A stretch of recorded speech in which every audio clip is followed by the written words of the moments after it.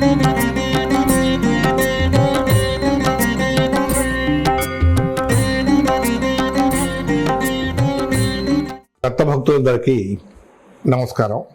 మొగలిచెర్ల అవధూత శ్రీ దత్తాత్రేయ స్వామి వారి మందిరం వద్ద ఈ సంవత్సరం దత్తమాలాధారణ లేదా దత్త మండల దీక్ష ఏప్రిల్ నెల 1, 2, 3 తారీఖుల్లో ఇవ్వడం జరుగుతుంది. మాలాధారణ అనేది దత్తాత్రేయ స్వామి మందిరం వద్ద ఒక విశిష్ట సంతరించుకున్న ఒక సంప్రదాయం. దాదాపుగా 30 సంవత్సరాల నుంచి శ్రీ దత్తాత్రేయ స్వామి వారి మందిరం వద్ద దత్త దీక్షను ఫాల్గుణ మాసం బహుళపక్షంలో ఇవ్వడము, తదనంతరం 41 రోజులు దీక్ష తీసుకున్న స్వాములు, స్వీకరించిన స్వాములు దీక్ష తీసుకున్న తర్వాత 41వ రోజు స్వామివారి ఆరాధన అనగా స్వామివారి సిద్ధి పొందిన వైశాఖ శుద్ధ సప్తమి నాటికి దీక్ష విరమణ జరిగేటట్టుగా చేయడం ఒక ఆనవాయితీగా వస్తుంది. ఇలా దత్త దీక్ష తీసుకోవడం అన్నది కూడా 1992 సంవత్సరంలో మా తల్లిదండ్రులైన శ్రీ పవన్ శ్రీధర్రావు, నిర్మల ప్రభావతికారులు ఆలోచన చేసి, అలాగే మొగలిచెర్ల గ్రామంలోని కొంతమంది యువకులతో కలిసి ఒక నిర్ణయం తీసుకొని దత్త దీక్ష ఇస్తే బాగుంటుంది, కొంత ఆధ్యాత్మిక వాతావరణం ఇక్కడ ఏర్పడుతుంది అనే ఉద్దేశంతో రూపకల్పన చేయడం జరిగింది. పైగా స్వామివారి దగ్గర స్వామివారి ఆరాధన వైశాఖ మాసం అంటే దాదాపుగా మే నెలలో వస్తూ ఉంటుంది. ఇది మొగలిచెర్ల గ్రామం చుట్టుపక్కలన్నీ కూడా వ్యవసాయ ఆధారిత ప్రాంతాలు కాబట్టి వాళ్లకు ఈ ఫాల్గుణ మాసం నుంచి వైశాఖ మాసం దాకా ఎటువంటి వ్యవసాయ పనులు ఇతరత్ర ఎటువంటి వ్యాపకాలు ఉండవు కనుక ఆ సమయంలో వాళ్ళు ఎవరైతే ఉన్నారో దైవభక్తులుగా ఉంటున్నారో, దైవం మీద ఇష్టంతో ఉన్నవాళ్ళు, వాళ్లకు ఒక రకమైన ఆధ్యాత్మిక వాతావరణాన్ని కల్పించడం కోసం దత్త దీక్షను రూపకల్పన చేయడం జరిగింది. మొదటి సంవత్సరం నాడు కేవలం 15 మందితో ఈ దీక్ష ప్రారంభం జరిగింది. అలా ఏటికేడు పెరుగుతూ ఈరోజు సుమారు 1500 మంది దత్త దీక్ష తీసుకుంటూ ఉన్నారు. దత్త దీక్ష తీసుకున్న వాళ్ళందరూ కూడా వారి కోరికలు సఫలీకృతం అయ్యాయని, వారికి ఎంతో మేలు జరిగిందని ఇలా రకరకాల కథలుగా చెప్పుకుంటూ ప్రతి సంవత్సరం కూడా ఆ సంఖ్య పెరుగుతూ వస్తుంది.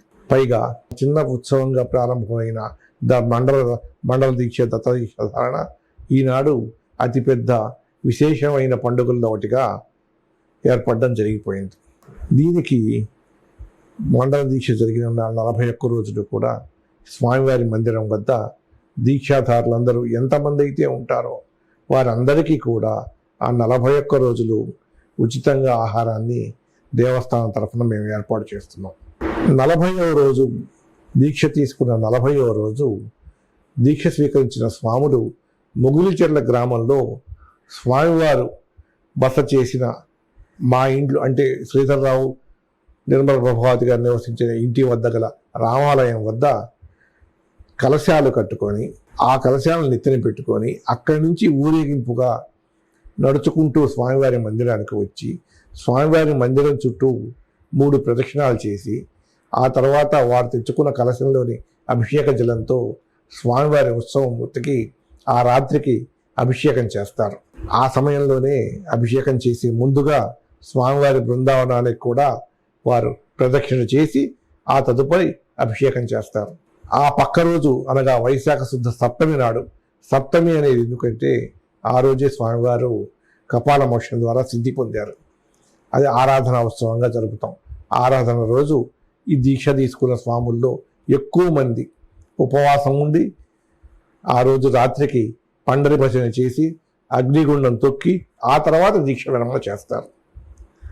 ఇది చాలా కోలాహలంగా శోభాయమానంగా జరిగే ఒక ఉత్సవం. కలశధారులందరూ కూడా మొగలిచెర్ల గ్రామం నుంచి స్వామివారి మందిరానికి గల 3 కిలోమీటర్ల దూరంలో ఉత్సవంగా ఊరేగింపుగా రావడం అన్నది అది కళ్ళారా చూడవలసిందే. కానీ మేము ఎంత చెప్పినా ఆ శోభ గురించి వర్ణించడం మాటల్లో చేత కాదు. దత్త దీక్ష తీసుకోవడం అనేది అది ఏదో ఈ విషయంగా కాకుండా ఆధ్యాత్మిక ఉన్నతికి, వ్యక్తిత్వ వికాసానికి పనికి వచ్చే అంశంగా కూడా నేడు పరిగణింపబడుతోంది. భక్తులందరిలో కూడా ఒక క్రమశిక్షణాయుతమైన నడవడిక, సంస్కారపూరితమైన నడవడిక ఏర్పడడానికి కూడా ఈ దత్తదీక్ష దోహదపడుతోంది. ఈ నియమాలు కూడా భూసేనము, మితాహారము, తర్వాత సాధ్యమైనంత వరకు మౌనంగా ఉండడము, ఇవన్నీ కూడా మన వ్యక్తిత్వ వికాసానికి ఉపయోగపడే అంశాలు. వీటన్నిటినీ పొందుపరిచి దత్తదీక్షను రూపకల్పన చేశారు.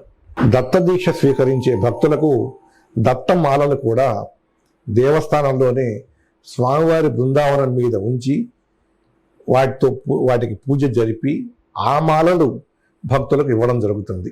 అంటే ఒక రకంగా మాలలు కూడా శుద్ధి చేయబడి భక్తులకు అందజేయబడతాయి.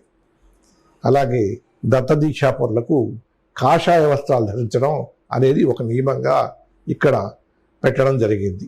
ఎందుకంటే వస్త్రధారణ అనేది కూడా మనకు దీక్షలో ఒక ముఖ్యమైన అంశం.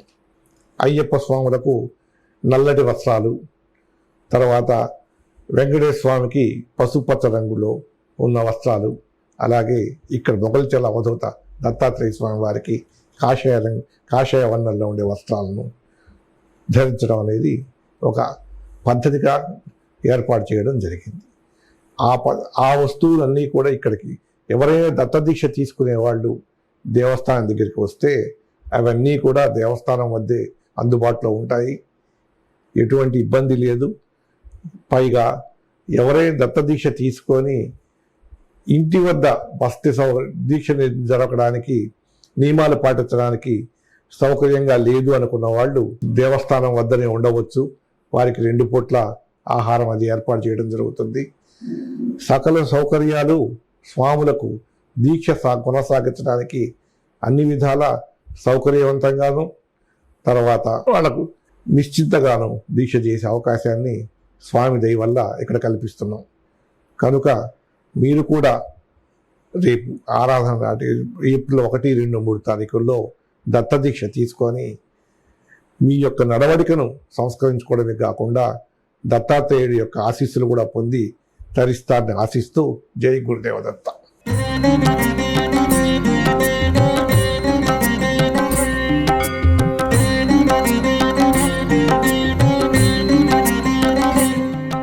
సుమన్ టీవీలో మీ పర్సనల్ అండ్ బిజినెస్ ప్రమోషన్స్ కోసం కింది నెంబర్కి కాంటాక్ట్ చేయండి.